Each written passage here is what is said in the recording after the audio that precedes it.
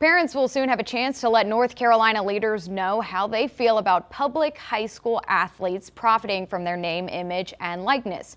Today, members of the State Board of Education voted to advance a proposed rule and get public input on it. Queen City News reporter Shakira Speaks tells us when current guidelines could change. North Carolina parents will have 60 days to offer their thoughts about the public high school athletes receiving name, image, and likeness deals. The decision came after one of the nation's top quarterbacks, Faison Brandon, sued the state board for its restrictions. Brandon was offered a deal from a, quote, prominent trading card company to sign memorabilia before graduation. The family's legal argument is that the Board of Education exceeded its authority. If you read the Senate bill, it says the Board of Education can regulate the, quote, use of NIL. It does not ban NIL.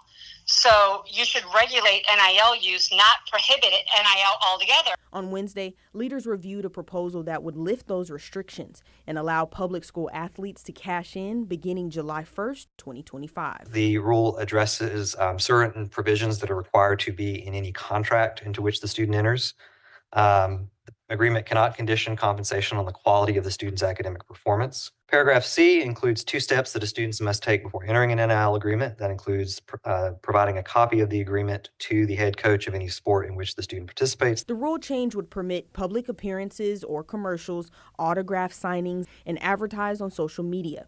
The athletes won't be allowed to appear in their school uniform or endorse or promote the third party during competition or school activities. At-large member Caddy Moore wants the board to not only examine how the other 43 states are monitoring NIL, but also determine if the board needed to monitor it altogether. We don't do this for part-time jobs that kids have with their families, right? Kids have part-time jobs. Some of them are making quite a bit of money on part-time jobs, but we're not stepping in to make sure that students are how those finances are managed and that sort of thing within family dynamics. So I get the concept, and especially for those singular types of students that may really have a lucrative deal. Shakira Speaks, Queen City News.